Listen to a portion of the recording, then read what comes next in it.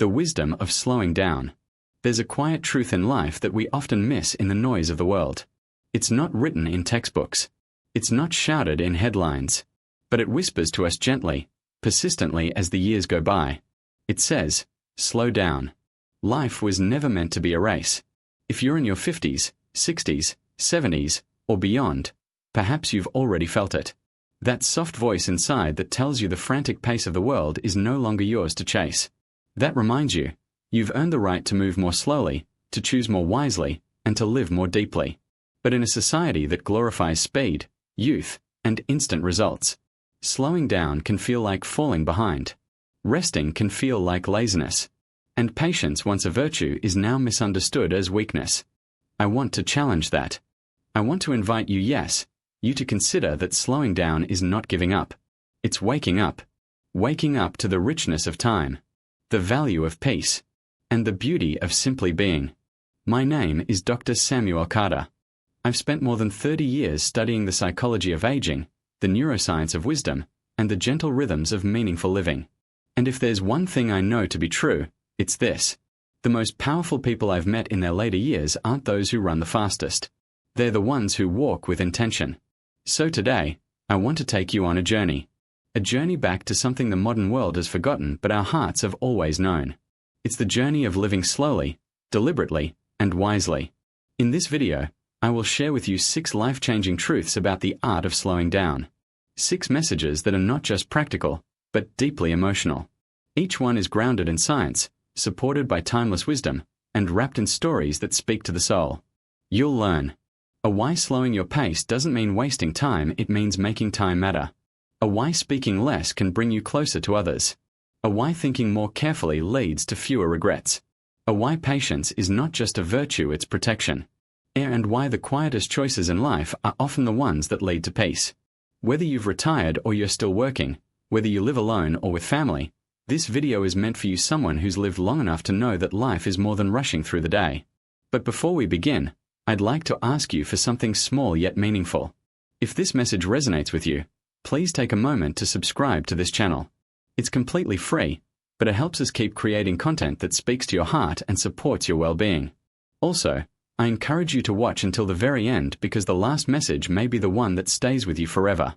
Now, take a breath. Let the noise of the day fall away. This is your time, your sacred pause in a world that's always moving too fast. Let us begin the journey together. There comes a season in life when speed no longer feels like progress, but pressure. When rushing doesn't mean you're winning, it simply means you're missing. Most people don't recognize the turning point when it comes. It doesn't arrive with fanfare. It doesn't announce itself. It comes quietly, like the moment you walk into a room and forget why you came. Or when you finish a full day, only to realize you don't remember how it felt. Time moves, but meaning gets lost. I've spoken to hundreds of men and women in their 60s and 70s who've said the same thing in different words. I don't know why, but everything feels blurry. It's like life is happening, but I'm not part of it anymore. I'm always doing, but I don't feel like I'm living. And I believe it's not because something is wrong with them. It's because something is wrong with how we've learned to move through life. We've been taught, almost from childhood, that faster is better. Fast answers mean you're smart. Fast results mean you're efficient. Fast food means you're busy and important. Fast talkers get heard. Fast thinkers get ahead. Fast money means success. But no one told us what gets lost in the process. The silence. The stillness. The space between. No one told us that speed sharpens achievement but dulls awareness. That the faster you go, the less you notice. And what you don't notice, you can't appreciate. And what you don't appreciate, you eventually forget. And this forgetting, this quiet erasure of the present moment is what leaves so many people, especially in later years, feeling like something is missing, even when nothing is technically wrong. So if you feel tired, not just physically but spiritually, if you feel like joy is harder to reach even though you've done everything right, I want you to know you are not alone. And more importantly, you are not broken. You are simply being invited back. Back to something your body and soul have always known, but the world has made you ignore. Life was never meant to be rushed. I remember one afternoon, I sat with a woman named Helen. She was 76, widowed, living alone in a quiet neighborhood outside of Boston. She looked at me, hands folded gently in her lap, and said, "I used to do everything fast. I cooked fast, cleaned fast, raised my kids fast, even grieved fast. But now I sit on my porch and watch the trees. I watch the wind move through them like they're speaking. I used to think that was wasting time.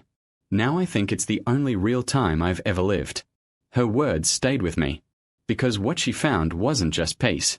It was presence, the kind that only arrives when you slow down enough to feel it. The first step in living slowly is not about rearranging your schedule or retiring from obligations. It is something deeper, something subtler. It is the practice of savoring. Savoring is not just about enjoying. It's about stretching the richness of a moment across time, like pulling a soft fabric wide enough to wrap around your whole day. Think of the last cup of tea you truly tasted, not just drank. Think of the last time you smelled something that reminded you of childhood. Think of the last time you held someone's hand and noticed the warmth of their skin, the rhythm of their breath, the pause between your words. Those aren't big moments, but they are the ones that make life feel full. And they only happen when you slow down enough to let them unfold. The tragedy of modern living is not that we have too little time. It's that we treat time like it's against us. We race it. We fill it. We kill it. But we rarely sit with it. And when you don't sit with time, you never really arrive in your own life. That is why so many older adults say, "Where did the years go?" They didn't disappear. They were simply rushed through, skipped over, left unopened, like letters we never stopped long enough to read. I've seen what happens when people start to reclaim their pace. They sleep better. They remember more. They stop measuring their days in tasks and start measuring them in meaning. And slowly, gently, joy begins to return not in loud celebrations, but in quiet, ordinary moments. Like standing by the window and watching rain fall. Like peeling an orange and noticing its scent fill the room. Like hearing your grandchild laugh and letting that sound echo inside your chest a little longer. Savoring is not just a soft skill. It is a survival skill for the soul. In a world that tells you to do more, buy more, achieve more, choosing to pause is a revolutionary act. And as you age, it becomes an essential one. Because the truth is this: you cannot hold everything, but you can hold one moment, fully. You cannot go everywhere, but you can be fully present wherever you are. You cannot fix every regret, but you can stop and taste the gift of now while it's still here. So let us begin this journey not with a sprint, but with a breath. Breathe in. This moment is yours. And it is enough. But savoring the moment is only the beginning. Because once you slow your body, something else begins to stir. Your mind. And this is where the true transformation begins. You see, the pace at which we think has quietly become one of the greatest threats to our inner peace. We've been trained to react quickly, decide quickly, respond immediately. Modern life rewards speed. But wisdom needs space. It does not live in impulse. It lives in reflection. Some of the deepest regrets people carry in old age were not from things they didn't do, but from things they did too quickly. Words spoken in anger. Promises made in haste. Decisions followed through before the heart had a chance to speak. That's the quiet danger of fast thinking. It feels sharp. It feels powerful. But it can sever us from the truth we would have found had we waited. The mind, like a garden, doesn't just produce what's useful. It also grows weeds. And if you move too fast, you won't notice which is which. You'll act on fear disguised as instinct. You'll mistake anxiety for urgency. You'll confuse emotional noise for clarity. That's why the most grounded people I've met in life aren't necessarily the most intelligent or educated. They're the ones who pause. They're the ones who let thoughts rise, settle, and rise again. And only then do they act. I remember a man named Charles. He was 72 when I met him, a retired high school principal, known by his former students as the man who never rushed a sentence. When asked a question, he would sit in silence, sometimes for a full minute, before replying. It used to frustrate people, until they realized every answer he gave was something they remembered for years. Charles once told me, if you let silence hold your question long enough, it often delivers the answer you didn't know you needed. That kind of mental stillness doesn't come from age alone. It comes from practice. From resisting the pull to speak quickly just to fill space. From being okay with not having all the answers right now. But in today's world, stillness is often mistaken for weakness. We want answers now. Solutions now. Plans now. And when we don't have them, we panic. But what if not knowing just for a while was a form of strength? What if thinking slowly meant respecting the complexity of life enough not to simplify it too soon? You've likely been in conversations where someone rushed to speak over you, where a question was answered before it was finished, where feelings were brushed aside because they took too long to explain. That kind of haste doesn't just harm relationships. It harms understanding. Because truth doesn't always shout. It whispers. And if we are too loud, too quick, we'll miss it. There's an old saying, if I had 8 hours to chop down a tree, I'd spend the first 6 sharpening the axe. And yet how often do we swing before we are ready, only to wear ourselves out and wonder why nothing changes? Thinking slowly is the emotional equivalent of sharpening the axe. It's the discipline of preparing the heart before you act with the hands. It's choosing clarity over control. And it's especially vital as we grow older. Because the more years we carry, the more stories we hold. And stories need sorting. They need quiet corners where we can revisit, reframe, release. They need patient attention to reveal what still hurts, and what has quietly healed. I've worked with many people in their 70s who finally understood a pain from their 40s. Not because they gained more information, but because they gave themselves more space. That's the gift of time well used, not rushed, but honored. It gives the soul room to breathe. And when the soul can breathe, it can see more clearly. Clarity does not come through speed. It comes through softness. And so, when you're faced with a choice, especially now, in this chapter of life, don't be afraid to say, let me think about it. Don't feel guilty for pausing, for taking a walk first, for sitting in the quiet and letting your heart weigh in before your mouth does. That is not indecision. That is wisdom in motion. In fact, some of the best decisions you'll ever make will come not in moments of action, but in moments of stillness. Moments when you walk away from the noise. When you stop trying to be quick, and instead, try to be true. When you stop asking, what should I do right now? And start asking, what does this mean in the long run? It's in those moments that the fog lifts, and what once felt tangled begins to sort itself out. You don't need to think faster. You need to think deeper. Because a slow mind is not a dull mind. It is a deliberate one. And a deliberate mind leads to a deliberate life. One that isn't shaped by reaction, but by reflection. One that doesn't just move forward but moves forward with care. And in a world that rushes to speak, to solve, to shout, there is deep strength in being the one who listens, who considers, who waits, and then speaks with the kind of quiet clarity that only wisdom brings. And once your thoughts slow down, your words begin to follow. There's something sacred about the way older people speak when they've grown into themselves. They don't speak to impress. They speak to connect. And often, they don't speak at all until silence has done its work first. If slowing down your actions teaches you how to live, and slowing down your thinking teaches you how to choose, then slowing down your words teaches you how to honor. Because words are never just sounds. They are bridges. And sometimes they are barriers. They can soothe or slice, uplift or unravel. And the older you get, the more you realize. Every word has weight. And once it leaves your lips, it cannot be taken back. I remember a conversation with a man in his late 80s. His name was Bernard. He was soft-spoken, calm, and when he spoke, everyone leaned in. He once told me, most people speak to fill the silence. I speak when silence has filled me. There is a kind of strength in that. In a world of constant chatter and quick retorts, the person who pauses before speaking becomes magnetic. Not because they're withholding, but because they're weighing. They're measuring their words not by cleverness, but by consequence. As we age, our words matter even more because we are no longer just expressing ideas. We are shaping the emotional landscape of our relationships. A quick word of judgment can close a child's heart for years. A careless comment can wound a partner who's carried too much already. A rushed explanation can make someone feel unseen, unheard, unloved. But a thoughtful word, a word spoken with intention, with care, with presence, it can heal something broken. It can awaken something sleeping. It can change the course of someone's day, or someone's life. We live in an age of opinions, headlines, and debates. Everyone has something to say, and often, they say it too loudly and too fast. But the people we truly listen to, the ones who leave a mark, are rarely the loudest.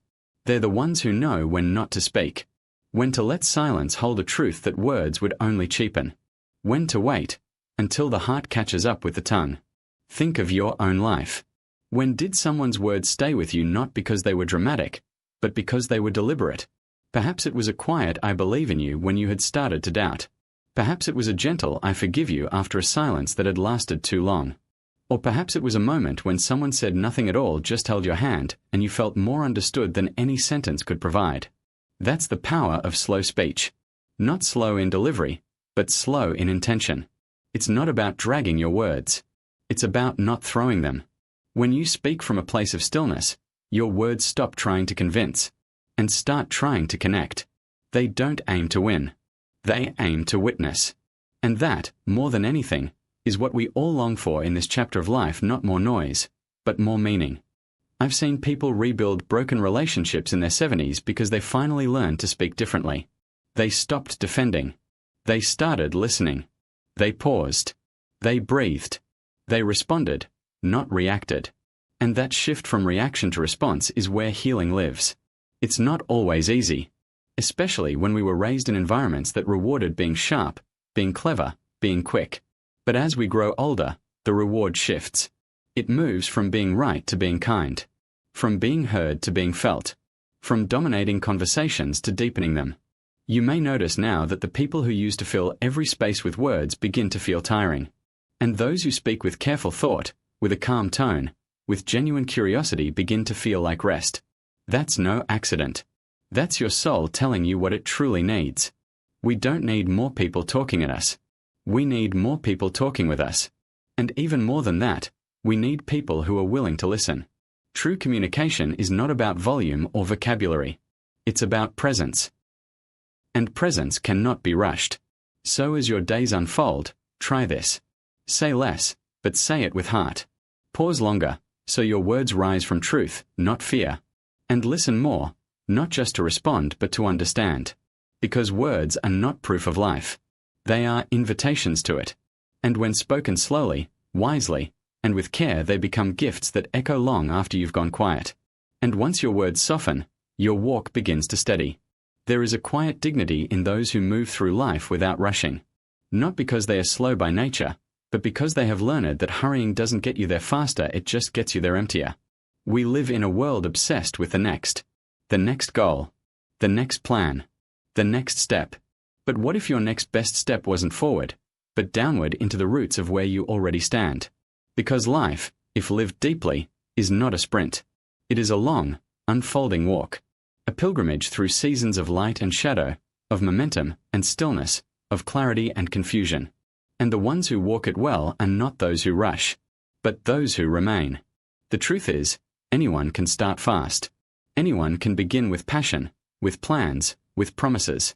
But staying the course when it's no longer exciting, when the crowd has stopped clapping, when the road is uneven, that takes something far greater. It takes resilience. It takes patience. It takes an inner pace that doesn't collapse under outer pressure. I once met a woman named Della. She was in her late 70s, thin as a branch but steady as a tree. She had been caring for her husband, who had early onset Alzheimer's, for 12 years. When I asked her how she managed such a long, invisible journey, she smiled and said, "I wake up, I make him tea, and I remember that love is not a moment. It's a rhythm. And rhythm takes time." There it was again, that quiet truth.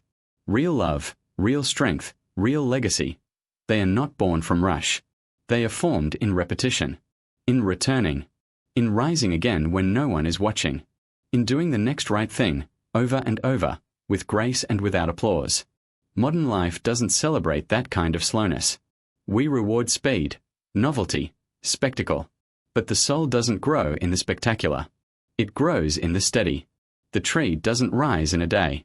The river doesn't carve the canyon in a season. And a life well lived is not measured by how quickly we climbed, but how deeply we rooted. But here's what most people don't see about slow perseverance. It's not about being passive. It's about being anchored. Anchored in values. Anchored in truth. anchored in the kind of hope that doesn't depend on instant results. I've sat with men and women who never made headlines, who never amassed fortunes, who never had trophies on their walls. But their lives were built brick by brick, with integrity, with discipline, with silent faith. And in the end, they stood taller than most. Why? Because slow work is soul work. It builds strength from the inside out. When you rush, you skip the layers. You look for shortcuts. You pile on accomplishments without depth to hold them. And eventually, when the storms come, and they always do, what's shallow is swept away. But when you live with slow perseverance, every step reinforces the one before it. Every act, no matter how small, becomes a thread in something lasting. And slowly, quietly, you become someone not easily shaken. You begin to realize your worth was never in how fast you got there. It was in how fully you showed up, again and again, without needing to be seen. There's a kind of freedom in that. When you stop rushing to prove yourself, you start becoming yourself. When you stop chasing timelines set by others, you start aligning with the timing that's truly yours.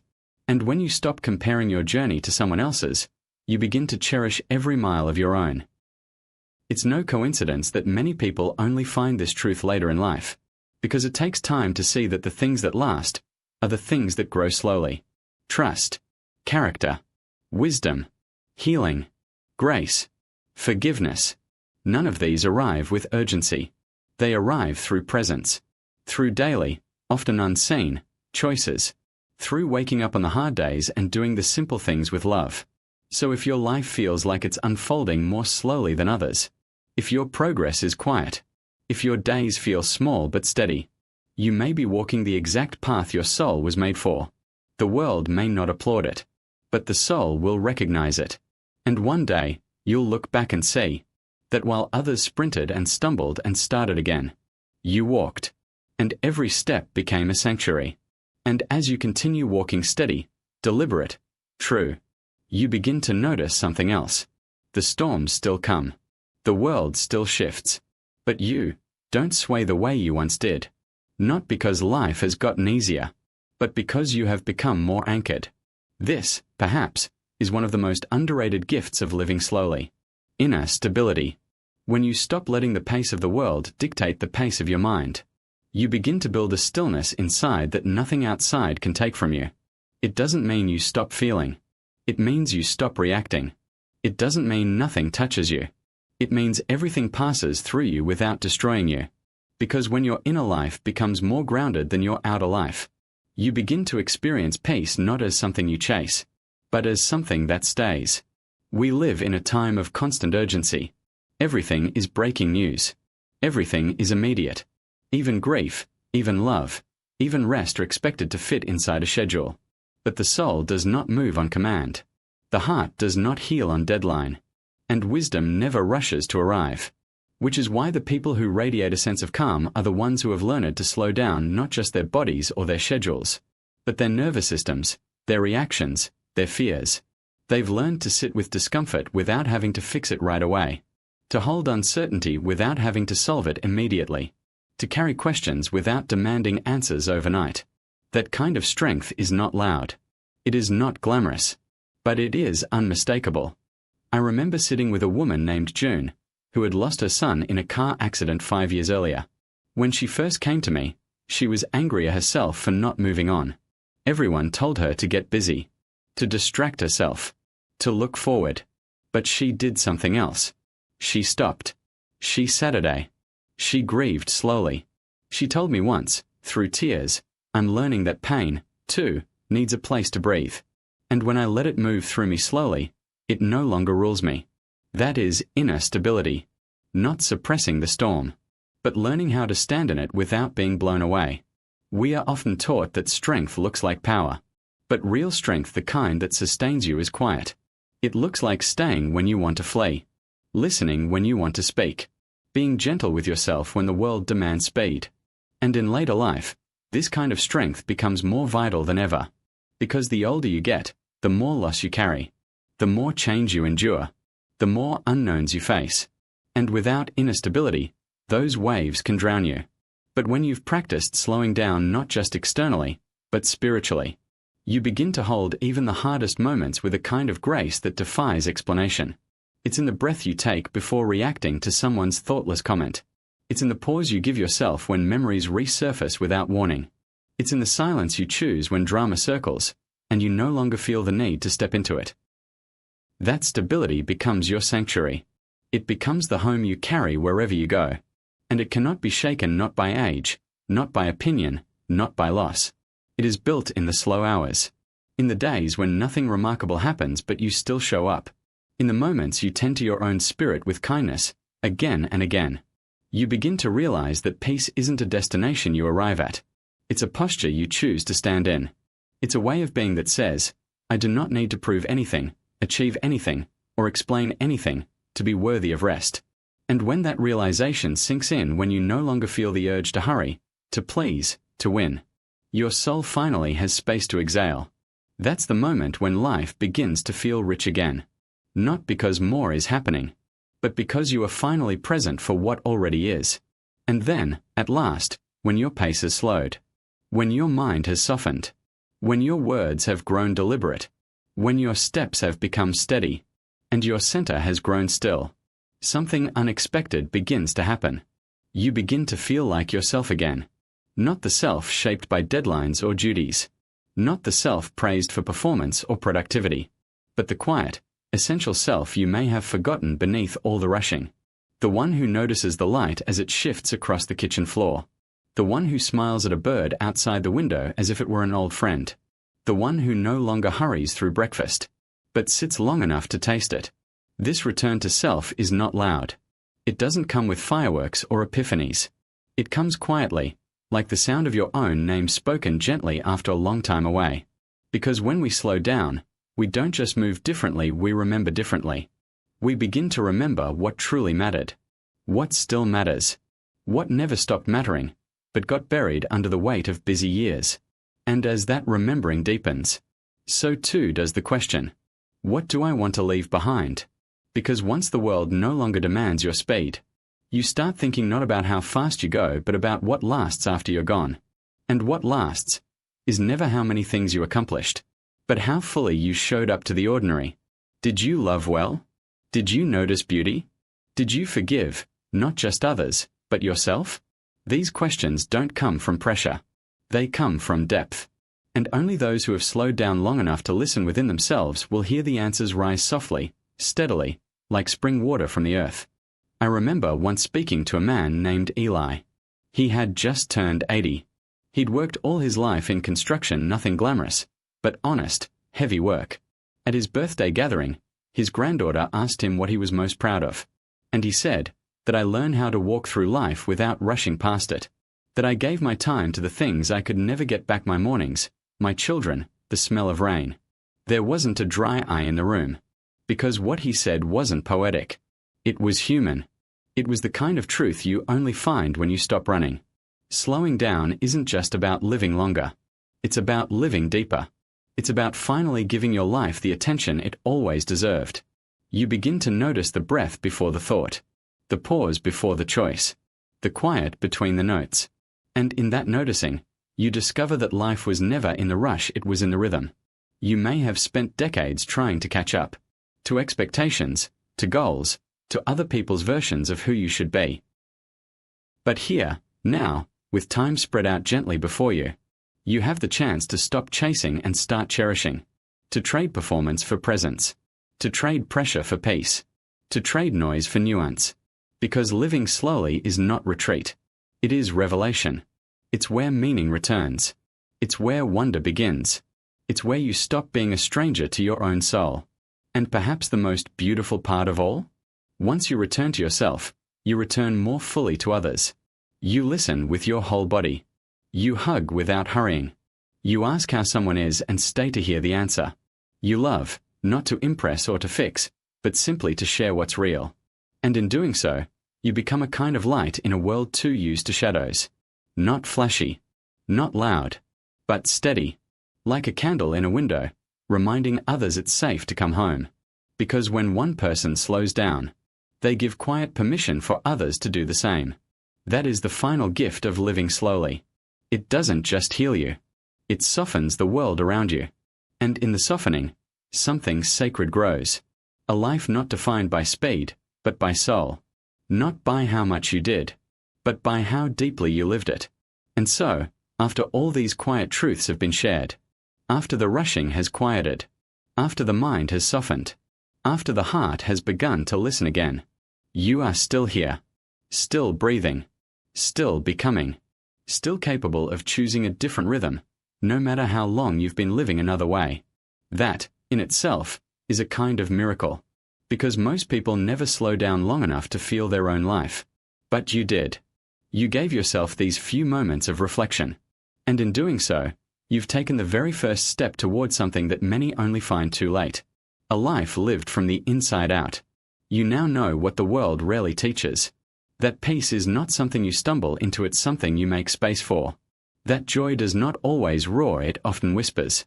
And that slowing down does not mean you're falling behind. It means you're finally walking at the pace of your soul. If something in this message touched you, even just one sentence, I invite you to take a small, quiet step with me. Subscribe to this channel. Not just to follow along, but to walk together through more reflections, more stories, more truths that honor the season of life you're in. Leave a comment below. Share with me what slowing down means to you. Or simply say, I'm ready to live more slowly. Your voice might be the very encouragement someone else needs today. And if you found peace here, I gently encourage you to explore our other videos, each one crafted with care, for the thoughtful heart and the wise mind. Together, we are building a quiet space in this noisy world. A place where growing older is not a decline, but a deepening. Thank you for allowing me to walk with you today. Thank you for your time, your presence, and your heart. May the rest of your day move gently, and may the rest of your life move meaningfully. Until next time, take care, live slowly, and live fully.